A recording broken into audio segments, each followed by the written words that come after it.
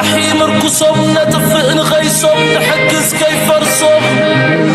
عبيدنا يزلو سرا يوم تفوسون عبيدنا يزلو عبيدنا يزلو عبيدنا حدش ديون عانا ويهويتا فخر واج قدامو اندرا عزر جيت مالت ما سكروا سكرا حليلهم يوم كله ادفقوا إريترا أبي أبي الله وحجزي أبي أبي أبي أبي أبي أبي أبي أبي أبي الله وحجزي أبي أبي أبي نبركوينو حسابهم قدري الساعات معلقات ستمنو قلايو بزعبركو حوين نليلهم قريو كاب صخر رحيقهم قوقيرهم بلايو الفتواتهم عبيدنا حيدتهم كنت عرب يوم غن عاسو حيدهم كيبهم حج حاليهم نسفرسو عبيدنا يوزلو إلا واتواصل عبيدنا يوزلو سرايا نفوسو الطايب والله نحنا زين غلو يلا انتم يلا نحنا زين غلو عبيدنا يوزلو تودي يوصلتا بريوز سعر كواج واج هوي هويتا يبلالو مري سكتر عقلي قريب يغوه عبيدنا يوزلو إلا وتبصم عبيدنا يوزلو سرايا النفوس الطايب والله الطايب نحنا زين غلو يلا انتم يلا نحنا زين غلو عبيدنا يوزلو وسنو معتلو درت صحيرك بزبلو كم تزدينا يوم ولا مساقلو أورينا مدر بايتاي صقر مالو نتصنع حسبية عقلي تأميتنا حدا أطلال كرعاتنا حدا سبسي أنصارو حرينكا كتنسي تغينكا نخد حرينكا قبركا خلالو هجي سمارت سألاي كم بعال أمريكا تايم زبلو human rights كنتوال كاينا freedom of speech كنتوال كاينا صبو نجر كنمصال كاينا النابل يوم منقص غازعنوه صدقني سلازي نسخة أبتعن واتناتكا actively بسوم كم تسعة يوم زقبرها this is well engineered نوع عمتات تمكروا ليو زي بإيران تجمره إيران revolution بحمساتات تجمره بقولنا استرايز جبر وتشيتاو كم زي كونه اتي soft power أمنا قداس مخانو سلاد فلتو كل زي organizations حاليتو دمسلو استفل عليه تكالات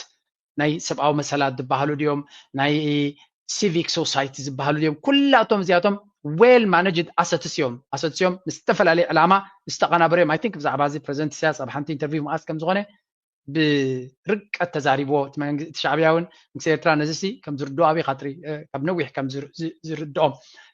ناي إثيوبياويان جنب جم تعالوا حسبناتنا يو كنوستينا ولو كبا عالم لخاوي حقي زي في قدوم إيرترا دما بحقي دقيمة دقاقيمة زتنصر دوب كلوا بحرناتنا يو كم زناتنا كبلو خلو يس كم سبات سمعتنا كتنكفنا خلي جنب جم تعالوا جن إيرترا ونتنا حاف نخبل حدناتنا نخنحيل سلوز قبرونا أنا نتومناتي أودينس كم يزبلهم emotionally أي تسمعوا كتكملوا لك هذا سبب سكس أرفك خلو كداخمك خلو سي كلتا وسانيتات كتوسط تغل امنك الدربي امن هاريم كاسر بيت كتاب تدخل ويدما بتدغمت كات أرفك تجميرو كسرح لك كتسرح دفيتي زغنك بعود كاجر كادما تصفع مالتي أبغاك سوي كابو قلنا إيرتراو من النتنتايو كابي تبجسو بخمي من قديمتيو سترا دي كنا خاتي هاجراو من النت كامنتايز بقص بخمي يخصقص بخمي يعبي بخمي كده كمغل انتاي صقامات يقاطمو حيال زغون هاجراو من النت مهلاوكي انتاي تغملوو كانتاس مس من النت تحازا نطبتاتين نقول لن جست سفح بزبالة ناخد قلت عيلي ثانك يو هاجراو من النت بقندو مس هاجر يتحاز هاجر تديله هاجراو من النت كلني ኤርትራ ከም ሃገር መጠን ብ1890 ብመግዛእቲ ጣልያን ቆይማ ኣብ ተመሳሰለ እዋናት ከዓ ኩለን ሃገራት ኣፍሪካውያን ቅድሚ ሃገር ትበሃል ብኣፍሪካ ይነበረን ቅድሚ 50 ዓመት 70 ዓመት ሃገር ትበሃል ዳርጋ ኣብ ዓለም ኣይነበረን ስለዚ እቲ ሃገር ትበሃል ሓድሽ ናይ ዝሓለፈ 200 ዓመት ጠባይ ወይ ባህሪ እዩ ሕጂ ሃገራዊ መንነት ክበሃል ከሎ ኣብ ኤርትራ 1890 ትቁም ዳ እምበር ሽዑ ሃገራዊ መንነት ነይሩ ክትብል ኣይትኽእልና ምክንያቱ ካልእ ትረፍቲ ህዝቢ ከማን ፋልጥ ነይሩ ክትብል ኣይትኽእልና ስለዚ ንሕና ናይ ኤርትራዊ ሃገራዊ መንነት ብቆንዱ ክበርህ ዝጀመረ ጨጭሑ ኣብ ግዜ መግዛእቲ ጣልያን ብፍላይ ኣብቲ 40ታት ዝነበረ ብዙሓት ኤርትራውያን ብዕስክርና ድዩ ብገሌ ድዩ እራኸቡ ስለ ዝነበሩ ኣብ 30ታት ኣብ 20ታት ብዕስክርና እራኸቡ ስለ ዝነበሩ ብገለ መልክዕ እቲ ሃገራዊ መንነት ክጭጭሕ ጀሚሩ ሽዑ ግን ከምዚ ናይ ብሓቂ ሃገራዊ መንነት ነይሩ ኢልካ ክትዛረብ ኣሸጋሪ እዩ ናትና ሃገራዊ መንነት ናይ ብሓቂ ዝማዕበለ ምዘ ሓፋሽ ይንቃሕ ይወደብ ይዕጠቕ ዝብል ናይ ሰብዓታት መጀመርያ ሰብዓታት ነበረ ጭርሖ ኮነልካ ነቲ ሃገራዊ መንነት ከም ዝጭጭሕ ከም ዝሕይል ዝተገብሩ ፃዕርታት እዮም ቅድሚኡ ሰውራ ክንጅምር ከለና ብ61 ሃገራዊ መንነት ኣይነበረ ማለት ኣይኮነን ግን ከምቲ ድሓር ኣብቲ ሰብዓታት ዝሰራሕናዮ ጥምረት ናይ ህዝብን ናሓያለ ዝኸደ ከምኡ ዓይነት ደረጃ ኣይነበረን ማለት እዩ ሃገራዊ መንነት እንተዘይብልካ ከም ሃገር ንክትቆም ከም ሃገር ዝኾነ ይኹን ሃገራዊ ፕሮጀክት ንክሕዝ ብጣዕሚ ፀጋሚ እዩ ስለዚ ቅድሚ ዝኾነ ይኹን ነገር እቲ ሃገራዊ መንነት ክስራሕ ትኽእል ኣለካ ኣብ ዞባና እንድሕር ርኢኻ ምናልባሽ ሓደ ካብቲ ዝሓየለ ሃገራዊ መንነት ዘለዎ ኤርትራዊ መንነት እዩ ክበሃል ይከኣል እዩ ብጣዕሚ ፅብቕቲ ኣገዳሲት ነጥቢ ብፅቡቕ ድማ ገሊፅካያ ብምቕፃል መብዛሕተን ሃገራት ልክዕ ከምዚ ግራት ናይ ዓዲ ሕዛት ዶብ ከተወፅእ ከለኻ መሰኻኽርን ዓበይቲ ዓድን ኣኪብካ ዝግበር ዶብ ክትሕንፀፅ ከለኻ ማለት እዩ ሃገራት እውን ብኮሎኒያል ትሪቲስ ዝበሃል ከምኡውን ሌጋል ታሪካዊ ከምኡውን ሕጋዊ መሰረት ኣለዎ ናይተን ሃገራት ዶባት ወይ እውን ኣቃውማ እዘን ሎሚ ሃገራት ንብለን ዘለና እውን ኣመፃፅኣ ዘለዎ ገደብ ዘለዎ ዶብ ዘለወን እዩ ኤርትራ በቲ ዘጋጠመ ናይ መግዛእታዊ ንኹኑ ንበሎ ዝገበርናዮ ዝተፈላለዩ ዓይነት መግዛእቲ ንሪኦ ዝነበርና ዝኸድናዮ መንገዲ ናይ ኤርትራ ልኡላውነታ ከምኡውን ግዛእታዊ ሓድነታ ክንዲ ምንታይ ብሕጋዊ መሰረት ድልዱል እዩ ክንዲ ምንታይ ኤርትራ ልኡላውነታ ከምኡውን ግዛእታዊ ሓድነታ መሬታ ይኹን ባሕራ ዘየከራኽርን ኣብ ሕጊ ቀሪባ ሙሉእ ብሙሉእ ክትዕወተሉ ትኽእል ሓይሊ ዘለዎ ሃገር እያ ወይ እውን እቲ ኣመፃፅኣ ናይቲ ሃገር እቲ ውዕላት ኣብ ታሪክ ዝተፈፀሙ ሲ ክንዲ ምንታይ ንኤርትራ ኮንፊደንት ኮይና ንዝኾነ ይኹን ብሕጋዊ መንገዲ ክቐርባ ዝኽእል ኣብ ዝኾነ ይኹን መጋበያት ዓዊታ ክትዕወተሉ ትኽእል እንታይ እዩ ኣመፃፅኣ ናቱን ብኸመይ ዝመፀ እዩ ስለምንታይ ከምኡ ኮይኑ ንገረና ሕጂ እንታይ መስለካ ኤርትራ ብ1890 ቆይማ ኢልና ጣልያን 1890 ከቁማ ከሎ እዛ ሎሚ ኤርትራ ንብላ ሃገር ብሙሉእ እንከላይ ከሰላ ሒዝዎ ነይሩ እዩ ድሓር እቲ በይንኻ ግን እዚ መግዛእቲ ናተይ እዚ ሃገር እዚ ዶብ ክትብል ኣይትኽእልካ ምስ ካልኦት ሃገራት ውዕል ክትፈራረም ክትክእል ኣለካ ስለዚ እቲ በቲ ወገን ምዕራብ ዘሎ ብሱዳን ዘዳውብ ምስ እንግሊዝ ተፈራሪሙ ጣልያን ምስ እንግሊዝ ክፈራረም ከሎ ሕጂ ንኣብነት እንታይ ገይሩ ከሰላ ኣብ ትሕቲ ግዝኣቱ ዝነበረት ንእንግሊዝ ሂብዋ ስለዚ ተወዲኡ ከሰላ ብሃገራዊ ሕጊ መሰረት ናይ ሱዳን እያ ድሓር ብድሕሪኡ ደቡብ ገፅካኻ ብ1908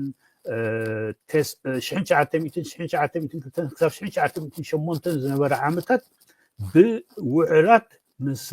ሃፀይ ሚነሊክ ይኹን ምስ ፈረንሳይ ይኹን ተሓንፂፁ ዝወፀ ውዕላት ሕጂ ኤርትራ በዘን ውዕላት እዚአን ዝቆመት እያ ካብቲ ውዕል እቲ ወፂኻ ካብዚ ናተዩ ካብቲ ናተይ ክትብል ኣይትኽእልን ኢኻ ሕጂ ሓደ ኣጋጣሚ ዝነበረ ንፁር ሕንጣት ዘይነበሩ እንታይ ነይሩ እዚ ብወገን ባሕሪ ዝነበረ እዩ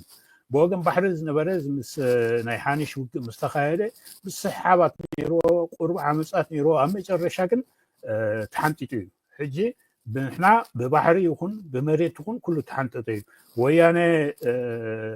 بادمدو قليدو يلوم وقم جمرو نتي ناي شحن ساعات ميتن كلتن شمونتن زنبر دوبات تمديس كان دحريت فيها كم بحدش كم زحنت تجيرو حجي ابزي زي اب عالم كاب نصور دوبات دولون هاجرات حنتي ኤርትራ በመሬት ይሁን በባህር ይሁን ኢትዮጵያ هم دوبات አለዋ ግን አቁታት ሩዕሙ ዲም አይሩዕሙን ከም ዝንሪኦም ዘለና ተጋላበጥ ዝኾነ መርገጽ ኣለዎም ግን ተጋላበጥ መርገጽ ሃሊኳ ትቕይሮ ነገራት የለን ስለዚ ናትና ብናይ ኤርትራ ተዛረብት ኾንካ ንጹር ዝኾነ ዶባት ካብ ዘለውን ሓንቲ እንኳን ናይ ባሕሪ ሓንቲ ከባትን ኣብ ኣፍሪካ ኤርትራ تم قربابتنا خدوباتن نصر دي بخل وجن ناتنا كميو جن نايتن كالو تغرات لتسي السودان إثيوبيان جبتنسي كن منتاي نصر ناتن دوبن بوجن إيرترا يكون ولا نشتي كفال بخال وجناتهم كلن هجراتي دوباتن كم زنا إيرترا كلير زخونه ديو نعم ناي السودان إثيوبيان أبزي زحالف أوانات ساعة ونيرهم مريتناي مريت كومينداتو هالو سو د تحنصص يكون بنصر اي تحنصصن هجنتا يجرو هايل سلاسه ناي دبوب سودانن نورز سودانن سمين سودانن اب غريچت كلو كعرقو كوميلو امسيو اب سبعاتاتي امسيو عارقوم دحر نتمريت كان حرشا كنتقوملو يلوم اساتهم حراي دمو سلازي ايثيوبيا او حرشات تكايد نيرا ابز حلف اوانات كم زرانا يخا بفلابتناي ويانو زنورول سوداناويان زي دوب نايلهم اوش تاتيم حزمو حجي اسو اكراخر حطو خون خدي مخناتو نعوخ تفتحو تخكا ابيت فرد قريبتاي كم زناتنا مسحانش زنبره سلازي كومو نصر زي كون دوبات اب مونغو سودان ايثيوبيان لو نابنت يا بتام صبق كابا قربت لي وصيلنا انت كردل يلهم ابزوان زي مچم ترانا ميديا بوغن ايرتراويان ميديا بزو حي تقمنان بزو حي حجزنان معرباو ميديا ولا بعالم درجه ميديا سي نيرترا غدي وان براي تقمان لنا زي اجي بملكعت نحنا نتزلو اب عالم درجه زلو ناراتيف يبلوا ويون ترخا بزعبا ايرترا زخونه سب ناتو اجندا لو بناتو رديتن بناتو ربحان دمايو كزارب زدلي تاريخنا ايرترا يكون امزاصانا ايرترا يكون هلو كنتاتنا ايرترا بوغن قطوا بوغن بكل سي حدا سب كصحف كلها بغازيتي هنا مصحف ناتو اجندا لو ايرترا دما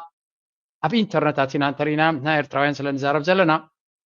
بزح اب سمعت كاتغا بفاكت رايت تزاربكا ناي بحقي زي تسرحلو غرات ججفي زلنا يجب زي تسرحلو كم تزد الله كم هاجر متن 30 قل مت 34 عمد جيرنا له ابزلنا درجه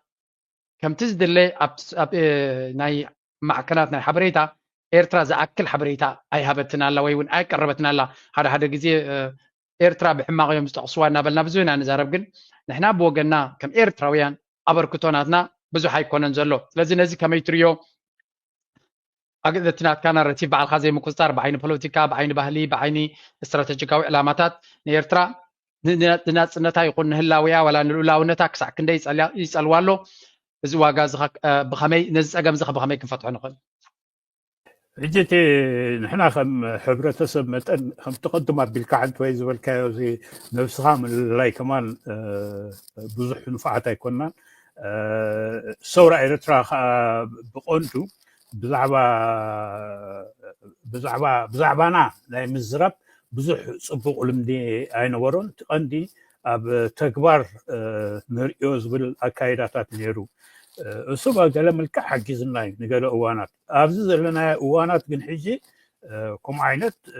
كخيدا كلني مخنياتو قدم زصحفه تتصحفه زنبوبو سبات وحدات نيرو لومي زناتكا چانل نسدو ابوش حدا ساعات 100 سبات ريو ناي اول تمار نيرخم امات شحاتات ريو حجي بفلاي اب ايثيوبيا ابزق نيات بفلاي ابز حلف اوارحت حيال دخون متقعتي أنصار إرترا تجمير له غازيتا حداث إرترا قرب بمعرات كيرالا منستر يمانه قرب داوت زاربالو باب وقنا سخاتكم تصرحوا زم كالوت اكتيفيست تصرحوا بتاع حجازي ان فاكت كمسجن زلوي كال نحنا باب وقنا زم اب فيسبوك ديو اب تويتر ديو انا نعملت بقصالي صحفيت تصحفون من تاين مالتي بتغنيان بانجليزي صحف بتحد وقن تي حزبنا نخفلتي بتخال وقن كا بفلايت بانجليزي صحفو ولا انتنا يتغنيا ايفينشوال خمو خوني زي اي دبلو سيستم لا كبيز خيد حجي حدا سب حند بتمسيو ارتراخ بالكله بزح نقرات يصحف حجي نعوتات خونيلنا نفتن السبات لنا بتفعل عليك قات امخان سبات توابعهم وقوروا وبيلي حجي زي كم زنات كذا امثله زلو خصات شانلات خنا حيلو خنا برتعوهم كلالنا خالوت له تفعل عليه هاجراوين شانلات كان حيلو خنا برتعوهم كلالنا بقله ملكع قرب ما ازن كاهن تحزو كلالنا مخنياتو حدا خافتي قند صيغم زلو حجي تي سبت ناي سرحو سرح خفول صقم يدلن مخنياتو غزي تقولوا سرحوا اليوم ግን قرب كابتي زقرب نقرات حدا غزي سكف نقرات زدلن زي يدلن ارسي زدلن زي يدلن مجلسي حدا غزي كنسمعوا لي ندل فرق ساعات دخون تناي صلاتنا اب خصا يقرب حجي سوتات ممكن كاهت لي ግን እንዳحيلنا كده لنا ناي بحقي وصاني حجي ابزلنا مدرخ يا أبابتا نقرأ كابتانك سحتو قد ممحلافي حدا جزية أنا انتاي زبل مدام دمتا بتسيح اللغو إثيوبياويان عندها رزربا مستحتو ناتينك سوانت تحازيا نيرترا نلولا ودنتا قزاتا وحدنتا نمريتا نبحرا زدفر انكل لاينتي إيرترا ومن النتي لنا نحبنا لنا بزح واقاس تغفللو بزح مسواتن قدلين استقايدلو كساب حجون زكايدلو زلو كقنا صبخ لو كحممانا نبوري كن بقمت على بتحاده حدا سبسي انصارو حرينكا كتنس تخينكا نخت حرينكا قبركا خلالو هجي سمارت الاي كم على امريكان تايمز بلو هيومن رايتس كنت والكاينا فريدم اوف سبيتش كنت والكاينا صبو نجر كنمص الكاينا እና በልዮም መንግስት ጋዝዕነዎ አድቃኒ ስለዚህ ንስኻ ኣብቲ ዕንወትናትካ ኣክቲቭሊ ምስኦም ከም ትስዕስዕ ዝገብሩኻ this is well engineered ነዊሕ ዓመታት ዝተመከሩሉ እዩ እዚ ብኢራን ዝጀመረ ኢራን ሬቮሉሽን ኣብ 50ታት ዝጀመረ ብጎነ ጥራይ ዝግበር ውፅኢታዊ ከም ዘይኮነ እቲ ሶፍት ፓወር ኣመን ኣገዳሲ ምዃኑ ስለ ዝፈለጡ ኩሉ እዚ ኦርጋናይዜሽንስ ሓለይቱ ዝመስሉ ዝተፈላለዩ ትካላት ናይ ሰብኣዊ መሰላት ዝበሃሉ ድዮም ናይ civic society ዝበሃሉ ድዮም ኩላቶም እዚኣቶም well managed assets እዮም ንዝተፈላለየ ዕላማ ዝተቐናበረ እዮም I think ብዛዕባ እዚ ፕሬዚደንት ኢሳያስ ኣብ ሓንቲ ኢንተርቪው መዓስ ከም ዝኾነ ብርቀት ተዛሪቦ እቲ ሻዕብያውን ምስ ኤርትራ ነዚሲ ከም ዝርድኦ ኣብይ ኻጥሪ ካብ ነዊሕ ከም ዝርድኦም ናይ ኢትዮጵያውያን ግን ብግምጣሉ ዓሰብናትና እዩ ክንወስዶ ኢና ወላ እኳ ብዓለም ለኻዊ ሕጊ ዘይፍቀዶም ኤርትራ ድማ ብሕጊ ደጋጊማ ዝተነፀረ ዶብ ከለዋ ባሕርናትና እዩ ከምዝናትና ክብሉ ከለዉ የስ ከም ሰባት ስምዒትና ክትንክፈና ኸል ግን ብግምጣሉ ግን ኤርትራውነትና ሓፍ ንኽብል ሓድነትና ንኽንሕይል ስለ ዝገብሩና ኣነ ነቶም ናተይ ኦዲየንስ ከምእየ ዝብሎም ኢሞሽናሊ ኣይትሰምዑ ክትጥቀመሉ ኣለካ ሓደ ሰብ ክፀርፈካ ከሎ ከዳኽመካ ከሎሲ ክልተ ውሳኔታት ክትወስድ ትኽእል እምኒ ክድርቢ እምኒ ሃሪምካ እስር ቤት ክታቱ ትኽእል ወይ ድማ በቲ ድኽመትካ ክፀርፈካ ተጀሚሩ ክሰርሕ ኣለካ ክትሰርሕ ድፊት እዩ ዝኾነካ ብዓወትካ ጌርካ ድማ ትፀፍዖ ማለት እዩ እዚኣ ንግረ መንገደይ በቲ ኢትዮጵያውያን ዝብልዎ they are doing us a favor እንተዝጎርሑ ነይሮም ንፈትወኩም ኢና ንዓኻትኩም ዲሞክራሲ ኸነምፂና ባሕርኹም ኣይንትንክፎን ኢና መሬትኩም ኣይንትንክፎን ኢና እናበልዮም መፁ ነይሮም ግን እሳ ኣይ ሆፕ እዚኣ ቪድዮ ከይተብፅሕሎም ድሓን ብሓፈሻ እንታይ ክብል ኢለ ኣብዪ ኣሕመድን ናቱ ካድረታትን ኣብዚ እዋን እዚ ብሕቡእ ዘይኮነ ብግልፂ ወፂኦም ወደባት ናይ ኤርትራ ስፔሻሊ ሕጂ እኳ ዳርጋ ሓውሲ ንፁር እውን ገይሮሞ እዮም ሕብእ ብዘይብሉ ኣፍ ደገ ባሕርናትና እቲ ደንካልየ ዝብልዎ ሶም ደቡባዊ ቀይሕ ባሕሪ ማለት እዩ ክሳብ ዓሰብ ዘሎ ኣብ ካርታታት እናእተኻ ነዚ ክንወስዶ ኢና ዝብል ዓንዳር ዘረባ ይግበር ኣሎ እዚ ደይ መደይልካ እዚ AI ዝበሃል ፅልዋ ንምግባር ክኸውን ይኽእል እዩ በቲ ሓደ ንምድ ዝመፅእ ዘሎ ወለዶ ናትናይ ዝብል እምነት ክፀንሖ ምንታን ክኸውን ይኽእል እዩ ነዚ እዚ ኣዘራርባ እዚ ንኤርትራን ኢትዮጵያን ንዝምድናን ኣብ ከመይ ከብፅሖ ይኽእል ንዓና ንኤርትራውያን ብከመይ ክፀልወና ይኽእል መጠን ብዙሕ ዝበልዎ ከዓ ምናልባት ደኾንቲ ዲፕሎማቲክ ወርልድ ኢንተርናሽናል ኮሚኒቲ ዝበሃል ንዓና ኣብ ብዙሕ ግዜ ዝብድለና ኣካል ሓደ ደርፊሲ ሓሶሲ ተደጋገምካዮ ሓቂ ስለ ዝመስል ምናልባት ዲፕሎማቲካዊ ደገፍ እኳ እንተደይበልናዮ ግን ሸለል ክንብለኩም ኢና እዚ ዓይነቱ ናብኡ ንምብፃሕ ነቲ ፀገም ብዘይ ወደብ ንከፍሎ ዘለና ዋጋ ትንፋስና ተጨበጥና ብጎረሮና ተተሓዝና ዝብል ዘረባታት ፅዑ ኢልካ ምርኣዩሲ ወይ እውን ኤንድ ጎል ናይ መወዳእቲ ዕላማ ውስጥ እንታይ ክኸውን ይኽእል ትብል ንስኻ ሓደ ከም ዝበልካዮ ብበዓል ኣሜሪካ ኤውሮጳ ዝግበር ናይ ነዊሕ መስርሕ ዘለዎ በብቁርትለይ እንዳተግበርዎ ዝኽእሉ ሓደገኛ እዚ ናይ በዓል ኣብይ ኢትዮጵያውያን ብሓፈሽኡ ዝገብርዎ መዓስ እዮም ዝገብርዎ ኢልካ እውን ክትሓትት ክትክእል ኣለካ ኢትዮጵያን ኣነ እንታይ ዝብል ኣብ ታሪኾም ስዒሮም ኣይፈልጡን እዮም ዝኾነ ይኹን ውግእ ተረዳእኒ ሕጂ ሽግር ክመፅኦም ከሎ እንታይ እዮም ዝገብሩ ነቲ ስልጣኖም ኣብ ስልጣኖም ንምፅናሕ ነቲ ህዝቢ ንምእካብ ገለ ርእስቲ ከምፅኡ ኣለዎም እታ ዝቐለለት ኣርእስቲ ከዓ ናይ ባሕሪ እያ ምክንያቱ ባሕሪ ስለ ዘይብሎም ሕጂ እቶም ካልኦት ኢንፋክት ብዙሕ ኣይደፍሩን እዮም ነይሮም ምክንያቱ ዋላ ወያነ እንድሕር ወሲድናዮ ክገብርዎ ክትግብርዎ ፈቲኖም እዮም ኣብ ናይ 98 2000 ውግእ ከምዘይከውን ሪኦም እዮም ዝኽፈል ተኸፊሉ እሳቶም ከዓ ዓፀፋ ናትና ከፊሎም ዘጊሎም ጠጠው ኣቢሎም እዮም ናይ ኣብይ ሽግር እንታይ እዩ ኣብይ ኣብ ውሽጢ ኢትዮጵያ ብኩሉ ሸነኻት ፀገማት ተጋጥመሉ እዛ ፀገማት ተጋጥመቶ መንቀሊታ ባዕሉ እዩ እዚ ናይ 2022 ውግእ ምስ ተኻየደ ኣብ ድሓን ኩነታት ነይራ ኢትዮጵያ ኣሕቢሩ ሃገር ክኸውን ይኽእል ነይሩ ኣብቲ ግዜ እቲ ኣሜሪካውያንን ካልኦትን በዛት ከዛ ዘለካ እዛ ውዕል ናይ ፕሪቶሪያ ጌርካ ንዕኡ ከምቲ ዝነበሩ ከምቲ ኦሪጂናል ናይ ፕሪቶሪያ ውዕል እንተግቢርካ እንድሕር ኸይድካ ፅባሕ ቀዳሚ ናይ ኤርትራ ክትኮኑ ኢኻ ኢሎም ብዘይሕልም ሕጂ ከምኡ ምስ ተባህለ ከምኡ ተኾንካ ከዓ ሓገዝ ኣይተዋሃብን ኢኻ ተባሂሉ ስለዚ ነተን ሓገዝ ንኽብል ነተን ገንዘብ ንኽብል በብቁርብ እንዳወፅእ ኸይዱ እዚ ናይ ባሕሪ ገለመልታት ከጋጥም ኣይክእል እዩ ሽሕ ግዜ ትገምዎ እቲ ናይ ባሕሪ ሕቶ ናይ ሃገራት ዶባት ሕቶ እዩ ኣብ ዝሓለፈ እዋን ድሕሪ ኣሰቢልካ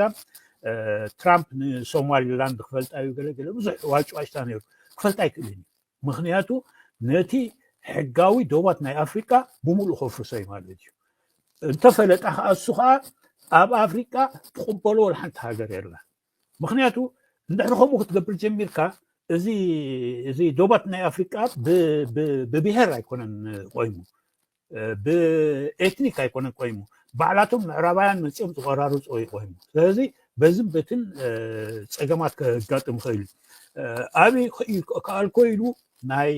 ዓፋር ዶገለምፅ እዩ ዝኸፍአ ሽግር ኣብ ሶማል ኣጋጢሙ ኣሎ ሕጂ ዓፋር ሓያል ዓፋራት ካብ ኢትዮጵያ ንኤርትራ ከድሎ ምክንያቱ ኣብ ከምኡ ዓይነት ውግእ ከኣቱ ዝደለ ሰብ የለን ሎሚ ኣብ ዘለናዮ እዋን ስለዚ እቲ ዝገብርዎ ፈተነ ናይ ምሕሰት እዩ ናይ ብልቦም ከማን ከምኡ ኣምንዮም ኢልካ ትሓስብ ብጣዕሚ ሸጋሪ ግን ንሕና ክንብድሆሉና ምክንያቱ ተደይበዲልካዮ ከዓ ተደይመሊስካሉ ከዓ ፅቡቅ ኣይኮነ ሰባት ከዳናገር ይኽእል እዩ ዝከረትካ ኮይኑ ናይ 1998 ውግእ እንዳካየድና ከለና ምስ ወያነ ንምንእሰያት ኤርትራውያን ተሓባበርነት ናይ ምዕራብ ንኣሽቱ 7-8 ዓመት ከይተረፉ ንኢትዮጵያ ከም ዝኸዱ ገይሮሞም ነቶም ዝኸዱ ከዓ እስኹም ትግርኛኹም ካብኡ ናብኡ ከማን ነቲ ብሄረ ትግርኛ ከማን መቃኢሎም ንስኹም ከምዚኹም እንዳበሉ ኣብዚ የድሊ ሽግር ንህዝብና ኣውዲቖም እዮም ክሳብ ሕጂ ከምኡታት ዝኣምኑ ኣለዉ ሰባት ተሲኦም ኣነ ትግርኛ ኣነ ከምዚ ገለ ዝብሉ ብዘይ ምክንያት ኣይኮነን ካብቲ ፀገምቲ ዝተበገሰ እዩ ስለዚ ብቐፃሊ ክንብድሆሉና ብቐፃሊ ክንምልሰሉና ናይ ኢትዮጵያ ግን ወላ ሓንቲ ካርታታት ክስእሉ ክእሉ እዮም ወላ ሓንቲ ግን ውፅኢት ኣየምፅን እዩ ቴንክ ዩ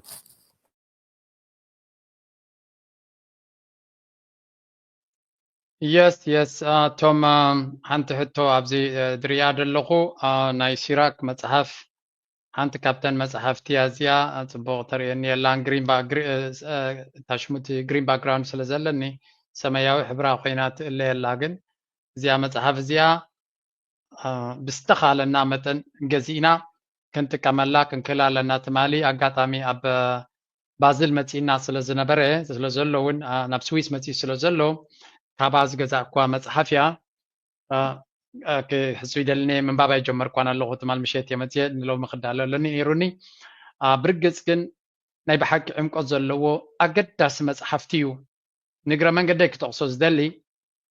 استفلا لهم إرتراويان سلو مس لايبريرتات ركب زلكم ምናልባት ኣብ ስዊስ ዘለኹም ነቲ ጌጌጌ ዝበሃል ላይብረሪ ናይ ቋንቋታት መፅሓፍቲ ከምፁ ስለዝደልዩ ኣብ ስዊስ ዘለኹም ኣነ ግዜ እንተዝረክብ ገበርኳ ነይረ ግን ኣይሆፕ ካባይ ንላዕሊ ግዜ ዘለኩም እቲ ላይብረሪ ሓደ 5 መፅሓፍ ክገዝእ ስለዝኽእል ኣብኣ እንተብፅሕኩማ ኣነ እንተረኪቦም ከምኡ ገብረ ነታ መፅሓፍ ክገዝዋ ክእሉ ልዕሊ ኩሉ እቲ ገንዘብ ገለ ዘይኮነ ኣብ ላይብረሪታት ከም ስታንዳርድ መፅሓፍ ክወርድ ክኽእል ኣለዎ ዘይጠቅም መፅሓፍቲ ብዛዕባ ኤርትራ እዩ ዝወርድ ኣብኡ መፅሓፍቲ ስለዘየለ ነቲ ዘሎ ቻነልስካ ስለዘይንጥቀመሉ ዘለና ስለዚ ኣብ ዘለኹም ሃገር ኣብ ፈረንሳይ ይኹን ኣብ ጀርመን ነቲ ከባቢኹም ዘሎ ነቲ ኮሚኒቲ ናትኩም ወይ እውን ነቲ ናትኩም ኣድሚኒስትሬሽን ገማይ እንደንብልዎ ኣብኡ ከይድኩም ዝኾነንቲ ሓበሬታ እንተሂብኩም ነዛ መፅሓፍ ወሲዶም ኣብ ላይብረሪታት ናቶም ከቐምጥዋ ይኽእሉ እዮም ነዛ ሓበሬታ እዚ ድማ ንግረ መንገድኩም ተጠቐምሉ ምክንያቱ እቲ መፅሓፍቲ ተገዚኡ ገዛወትና ጥራይ ዘይኮነስ ኣብቲ ሜይን ቦታታት እውን ክቕመጥ ክኽእል ኣለዎ ንሱ እውን ዓብ ተራ ዘለዎ እዚ ኸ ሓደ ዓብይ ሬፈረንስ ክኸውን ዝኽእል መፅሓፍ ስለ ዝኾነ ዝያዳ ክንግደሰሉ ንግረ መንገደይ የማነ ገብረኣብ ፅሒፍካዮ ዘለኻ መልሰሉ ምናልባሽ ብዛዕባ ኣበይ ኣሎ መፅሓፍቲ ዝበሎ ኣብ ባስል ነቲ ማሕበረኩም ኮንታክት ጌርኩሞም ቁርብት ላይ ተረፍ ኣለዎም ትረኽቡ ትኽእልኹም ኣብ በርን ሓያሎ መፅሓፍቲ ኣሎ ፅባሕ ክኸይደ ናብኣ ኼባታት ክህልወኒ ስለዚ ነቲ ማሕበረኮማት ኮንታክት ጌርኩሞ ክትረኽቡ ትኽእልኹም ግድ እዚኣ ተቂስና ኣለና ሕጂ ክንሓልፍ ኢና ኣብ ኔክስት ነጥብናተይ መቸም ኣብይ ኣሕመድ ቆልዓ እዩ ገለመለ ኢልካ ዝጥቀም ንጥቀመሉ ዘረባ ኣለና ግን እታ ኩርሲ ናቱ ብኸመይ ክዕቅባ ከም ዝኽእል ዝጠፍኦ ሰብ ኣይመስለንን ተጠፊእዎ ከዓ ዝኣኽሉ ኣማኸርቲ ክገብር ከም ዝኽእል እውን ስክፍታ የብልና ጥርጥርሲ የብልና ስለዚ whatever his motive is እቲ ዝገብሮ ዘሎ ንዓይ ኣዋፅኣኒ ዝበሎ መንገዲ እዩ ዝኽተል ዘሎ እታ ንዓይ ተዋፅኣኒ ኢሉ ዝወስዳ ዘሎ ድማ ምስ ኤርትራ ዳርጋ ኩናት ዝደሊ ዓይነት ምክንያቱ ኤርትራ ብኩሉ መንገዲ ንኩናት ድሌት ከም ዘይብላ ሸውሃት ከም ዘይብላ ብኩሉ ዓይነት ሓበሬታ ክትቦ ትኽእል ትህባላ ሂባላ እዚ ግን ንዓቢ ጠጠው ከብሎ ኣይከኣለን መጀመርያ ኣፍ ደገ ባሕሪ ድሌት ናተይ ነቲ ህላወ ናተይ ኣገዳስነት ስለ ዘለዎ ዝብል ምክንያት እዩ ዝጥቀም ነይሩ ስለዚ ኣክሰስ ቱ ዘ ሲ ዝብል ብኩሉ መንገዲ ከም ዝደሊ ዝመስል ነይሩ ሕጂ ግን ናፅሬት ዳርጋ ናብ ዓሰብ ዝብል ወላቲ ናቱ ሚድያ ብግልፂ ዓሰብ ኢልካ ናይ ምዝራብ ተርእዮ ንርኢ ኣለና ሕጂ ኣብይ ኣሕመድ ብዙሕ ካልኩሌሽንስ ክግበረሉ ይኽእል እዩ ናይ ብሓቂ እዚ ዝገብሮ ዘሎ ምስቲ ውሽጣዊ ፀገሙ ጥራይ ዝተሓሓዝ ድዩ ወይስ ሚስ ካልኩሌሽን ክገብር ይኽእል እዩ ናብ ኤርትራ ኸ ብፖለቲካ ብወታደራዊ ዓይኒ ብዲፕሎማስያዊ ዓይኒ እትገብሮ ዘላ እንታይ ትገብር ኣላ ነዚ ካውንተር ንምግባር ሓደ እቲ ትገብሮ ዘላ ኸ እኹል ድዩ ነቲ ክመፅእ ዝኽእል ኩነታት ንምምካት ኣይኖ ኣባል ናይ መንግስቲ መራሒ ይኮንካን ግን ናትካ ትዕዝብ ትግራይ ክሰብ ሃኒ ሪእቶታት ክንቀያየር ንኽእል ኢና እቲ ሕቶ እንታይ መስለካ ዋይላ ኣብ ታሪክ ተመሊስካ ትርኢ ከለካ ሃይለ ስላሴ ኤርትራን ሶማልን ይግባኣን እያን ዝበለ ሓደ ካብቲ ቀንዲ ምክንያት እንታይ ነይሩ ጣልያን ክትወሮ ከላ ብ1935 ሃዲሙ ይኸይዱ ስለዚ ምስ ተመለሰ ክምለስ ከሎ ጅግና ክኸውን ትኮይኑ ገለ ሒዙ ክመፅእ ይኽእል ኣሎ ህዝቢ ክቕበሎ ትኮይኑ ስለዚ ኤርትራን ሶማልን ይግባኣን እየን ኢሉ ሶማል ኣይሰለጦን ኤርትራ በዚልካ ብፌደሬሽን ብሓርቢ ዓመፅ ክፋል ናይ ኢትዮጵያ ከም ትኾን ተገይሩ أبي حدا I don't know خمو يبهالي دامبر قال خا كمرمر لهم هنا تخجمر كله تحيزو عدي نقص تكون خاتو لاني زبل حلمتات دلوي نقص كون كا قال فولي نقرات كبر كخلالو حدا تفولي نقرات اب ايثيوبيا خبرو زخيل بحر من صايف تي زحزنا كان نقرات جن نحنا بس ايثيوبيا تزخف لعابه زكانا 98 كلتش زنبري او بملتا ايثيوبيا انصارنا تواجيا اب كلتشن 16 قال ملتا منقساسات من ير اسونا يسلطهم እዚ ሁሉ አካይዶም ዘይሰለጦም ሲ ሕጂ አቢ ምስ አምሓራ እንዳተዋግአ አቢ ምስ ትግራይ እንዳተዋግአ አቢ ምስ ኦሮሞ እንዳተዋግአ ሲ በናይ ተአምር እዩ አንጻር ኤርትራ ክዋጋ ትማል እኮ ወያነ እኮ ከይዶም ነይሮም ኣብ መጨረሻ ጥጦ ዝበሉ ጌጋ ስለ ዝገበሩ ኤርትራ ስለ ዝደፈሩ ዮም ጥጦ ሁሉ ክኢሎም ተሳዒሮም تمال كو بعلو ابي مسيو بزي زين بزي منقسن زين نحنا كنت فاحلنا نيرنا يدو نيري حجي ناي بحقي وقو خاطيلكا تحسب بتاع ما شكاري قل عبدان كارلو ميسكالكوليشن الله مزبلكا عبدان ميسكالكوليشن تاتيو لومي ببوليتيكار يخا ميليتارلي غروفو ميليتارلي تشريس مس ايرترا دارك حالي يقولون ايرترا انا انتي بحاله ابز زلنا يا مدرخ لومي بخلته جنبار كنواقع نخلينا انتي مالتيو بإثيوبيا مسينا حدا متقعتي بحال وغنون ولا نعمنا السودان كتبت حتى دا مسينا بخلته جنبارات كنواقع زخل زواوي عقم زلنا اذا اصبيهم فلتوهم لذا ايكو غبراني بحال يعني انت غيروا خاني تمودات وطريق كنترول امبر زخونه يكون كغبرا يخل ميليتارلي دبلوماتيكالي اب عالم زخونه يكون هاجر نخومو عينت مهاب عاون دابلكا ويانو كوتي قربت لي غورحاتم نيرم ببادمه جميرم حسب دلي نيرم ግን ኩንጎብጥ ይናይብል ነይሩ እዚ ኮ ዓዊሊ ኩጎብጥ ዝብል ዘሎ እዚ ብሙሉ በአፍሪካ ሃማን ተቃውሞ ከጋጥሞ ኸሊ በዓለም ከጋጥሞ ኸሊ ስለዚ ፖለቲካል ንዓና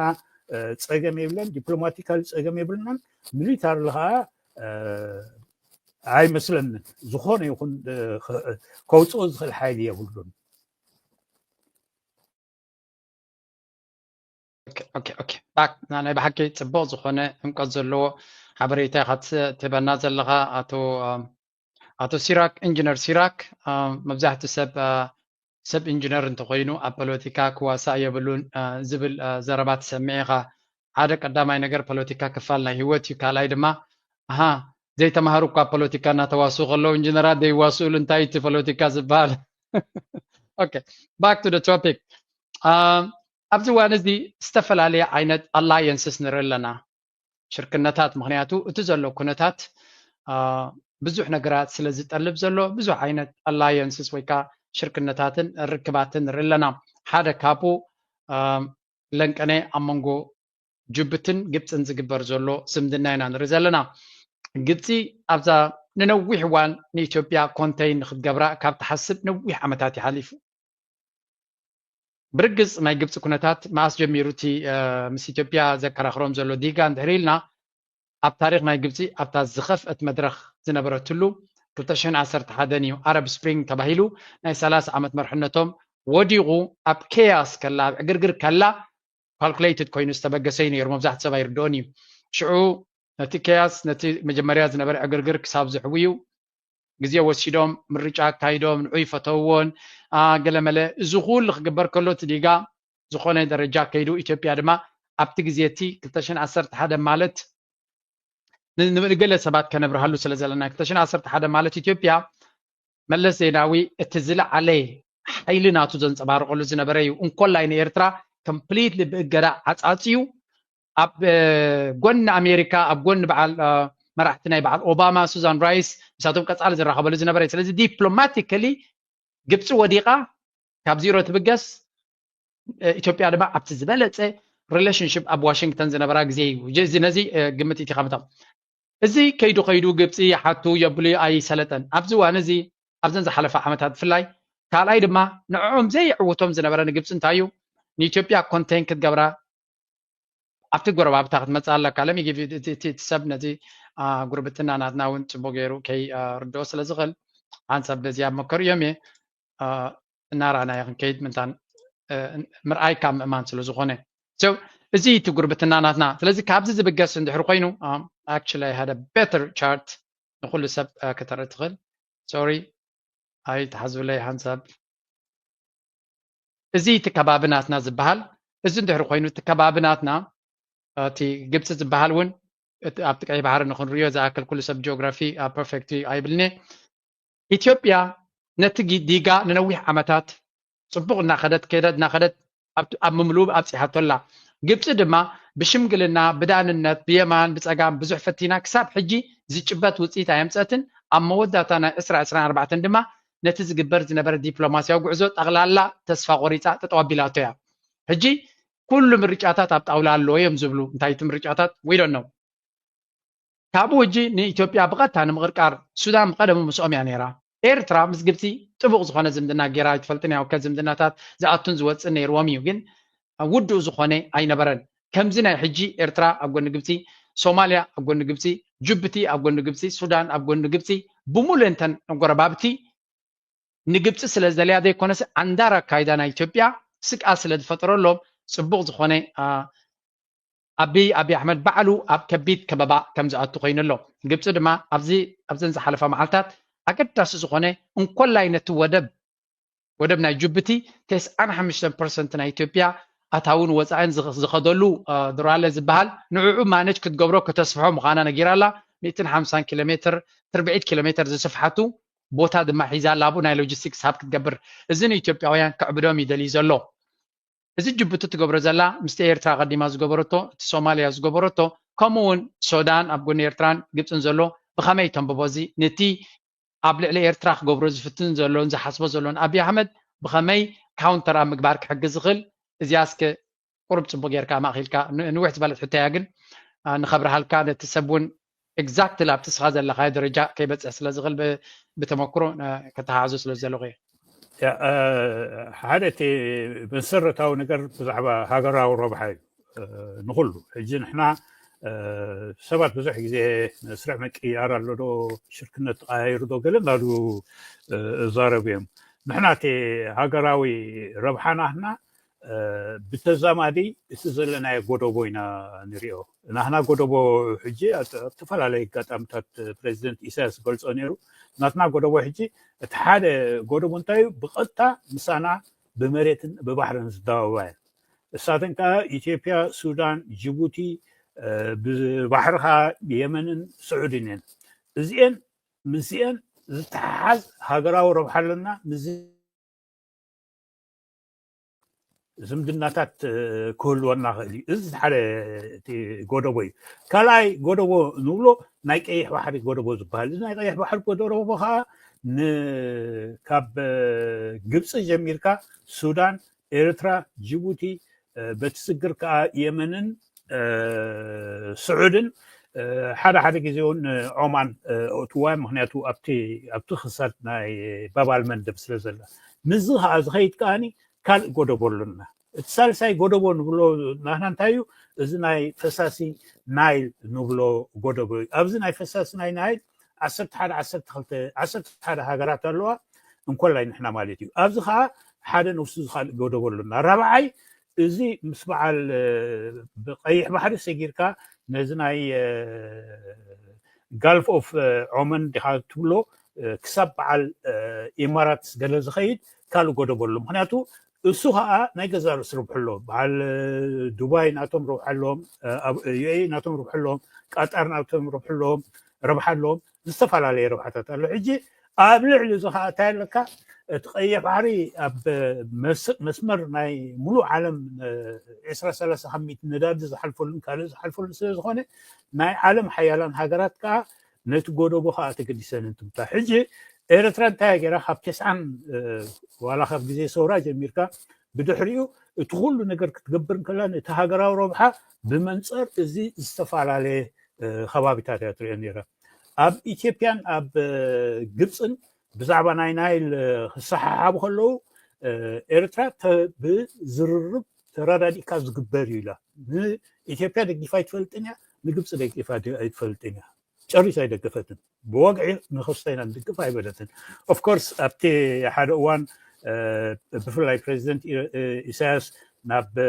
ናይ ዳም ምስከደ ቁርብ ዘረባታት ነይሩ ግን እሱ ንገዛርሱ መርገጽ ይኮነን ደግፍናኩም ማለት አይኮነን ሕጂ ኣብዚ ከባቢና ሽግር ንሕና ከምዚ ዓይነት ክንሪኦ ከለና ተሃገራዊ ረብሓ ኣብ ኢትዮጵያ አንፎርቹኔትሊ ብከምኡ ዓይነት ዝሓስብ ይኮነን እታ ዝሓስባ ነገር እንታይ ነታ ፀባብ ናይ ስልጣን ተፅንሖም ጥራዮም ዝርእዩ ዘለዉ ኣብ ከምኡ እዩ ዝርኢ ዘሎ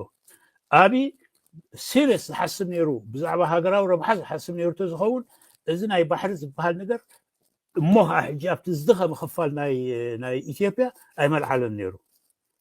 እቲ ሓንቲ ክገብራ ዝነበሮ ነዚ ምስ ግብፂ ዘሎ ምስሓብ ዲፕሎማስያዊ መገዲ ክፈትሖ ነይርዎ ግን እቲ ዕሽነት ድዩ እቲ ግርህነት ድዩ የዋህነት ድዩ ንህዝቢ ኣብ ኢትዮጵያ ክዘሓሕል ኢሉ ብዛዕባ ወደብ ብዛዕባ ባሕሪ ጀሚሩ ብዛዕባ ባሕሪ ክጅምር ከሎ ብዝያዳ ዝስርሓሉ ነበረ ሶማሊ ነይሩ ምስ ሶማሊላንድ ውዕል ገይሩ ምስ ሶማሊላንድ ውዕል ምስ ገበረ ኣብ ዓለም ምቕባል ኣብያቶ ሶማላውያን ምቕባል ኣብዮም ሞ ናብ ናዕቢ ገፁ ከኺድ ጀሚሩ ኣብ ቱርኪ ከይዱ ስሒቡ ኣሳ ብድሕሪኡ ብዛዕባ ኤርትራ ዘረባሉ ሕጂ ጅቡትን ድሕሪ ኮንካ ንስኻ እዚ ዕዳን እዚ ናብ ኤርትራ ከም ዘይመፅእ ኣፀቢቕካ ትፈልጥካ ምክንያቱ ምስ ኤርትራ ብሓይሊ ክገብሮ ዝኽእል የለን ንጅቡቲ ግን ሓደ በዓልቲ ክገብርሆም ይኽእል እዩ ስለዚ ጅቡታውያን ነርቨስ ክኾኑ ናይ ብሓቂ እዩ ስለዚ ዳትስዋይ ጅቡቲ ሕጂ ምስ ግብፂ ኣብ ፅምዶታ ኣድላ ፅባሕ ክንርኢና ምስ ኤርትራ ምስ ሶማል ካልእ ዓይነት ክሳየድ ክመፅእ ከም ዝኽእል ክንርኢና ምክንያቱ ነዚ ዘምፅእኻ እንታይ እዩ ባዕሎም ኢትዮጵያን እዮም ኢትዮጵያን ሕጂ እንታይ ብለው ንሕና $1 ቢልዮን ዶ $2 ቢልዮን ዶ ካብ ብጅቡቲ እንዳተና ከመይ ኢልኩም ከምኡ ትብሎም ባዕልኩም ትፈልጡ ምክንያቱ $1 ቢልዮን ክትብል ልኡላውነትካ ይትጥፍእንኻ ስለዚ ንጅቡቲ ብከምኡ ዓይነት የመፅእ እማ ኢጅፕት ከዓ ዓብ ዕድል ረኺባ ምክንያቱ ኢጅፕት ጎራሓት እዮም ናይ ነዊሕ ዓመታት ታሪክ ናይ ዲፕሎማሲ ዘለዎም እዮም እቶም ቡከታት ተጠቂሞም ንኣቢ ንኢትዮጵያ ዓቕሉ ኣፅብብሉ ኣለዉ ስለዚ እዚ ኩሉ ዳንኬራ ባዕሉ ኣብ ዘምፅኦ እዩ ክበሃል ከኣል ብትክክል እቲ ኤርትራውያን ኣብ ጂኦግራፊ ሰናፋት ኣይኮናን ግን ከምዚ ናይ ሎሚ ነቲ ትብሎ ፀናሕካ እቲ ጉርብትና ክበሃል ከሎ ኤርትራ ጎደቦና ክንብል ከለና ሱዳን ኢትዮጵያ ጅቡቲ ቀይ ባሕሪ ጥራይ ጌርና ኢና ንወስዶ ግን እቲ ጎደቦ ስፍሕ ዝበለ ከምዚ ክትብሎ ፀናሕካ ናይ ጂኦፖለቲካ መረዳእታ ናትና እናሰፍሐ ይመፅእ ኣሎ ናይ ብሓቂ ዝሕጉስ እዩ ምክንያቱ ንኣትዎ ዘለና መድረክ ከም ናይ ቀደም መድረክ ኣይኮነን ናይ ብሓቂ ብዙሕ ስራሕ ዘድልዮ ነገራት ብዝቀልጠፈ መልክዕ ይቀያየሩ ኣለዉ እቲ እንኩ ቀፅራዊ ሓይሊ ዝበሃል ዝነበረ ወይ እውን ዓለም ዝበሃል ዝነበረ ዩኒፖላር ወርልድ ብካልእ ዘራርባ ኣሜሪካ ዝበለቶ ዝኸውን ኣሜሪካ ማለት ካብ ኤውሮፓ ኩሉ ግዜ ተጎታትናት እዩ ንሱ ተወዲኡ ሎሚ ዝተፈላለዩ ማልቲፖላር ወርልድ ዝመፀሉ ዘሎ ግዜ ስለ ዝኾነ እዚ ሕጂ ብዚ ዝከታተል ዘሎ ሜይቢ ኣብ መንግስታዊ ደረጃ እውን ክመፅእ ስለ ዝኽእል ፖለቲካ ኣብ ዩኒቨርሲቲ ከይድካ ጥራይ ኮንካ እንትመሃሮ ፅቡቅ እንድዩ ካብ መፅሓፍቲ ክትመሃሮ ትኽእል ግን ከምዚ ንገብሮ ዘለና ፖድካስት ልዑል ኣገዳስነት ኣለዎ ምክንያቱ ከም ኢንጂነር ዝነበረ ነርስ ዝነበረ ሓኪም ዘሎ ዝተፈላለየ ዓውዲ ዘለኹም ስለ ዘለኹም ናይ ግድን ኣይኮነን ንኩሉ ክትመሃሮ ከምዚ ዓይነት ፖድካስት ግን ካብ ዝተፈላለየ ፊልድ ተመክሮ ንክትቀስም ስለዚ ሕግዝ ኢና ንገብሮ ዘለና ኣብ ካልኦት ንክባፃሕ ሼር ግበርዎ كمخ عينت كرطوي لعبوي تبلت مسمس بالفتم زتبكلت من مولا كمخي عينت مع رأفال وزملت كوشاف نبجاف خفطم زيتتن كفلت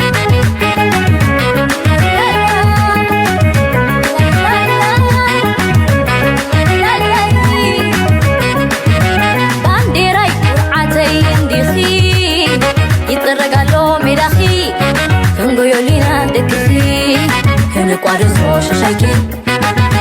بانديراي مامي تايت بختي بناتي كتيرن بعقلي عليك احنا إلناخي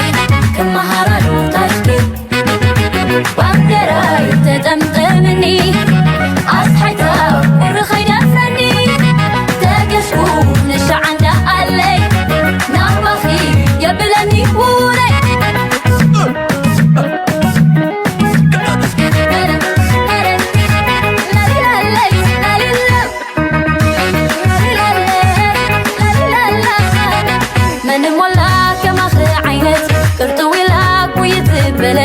مسمس بالفتم ستبكلت من مولا كمخي عينت مع رأفال وزملت كوتشافنا بجافة زيت تنكفت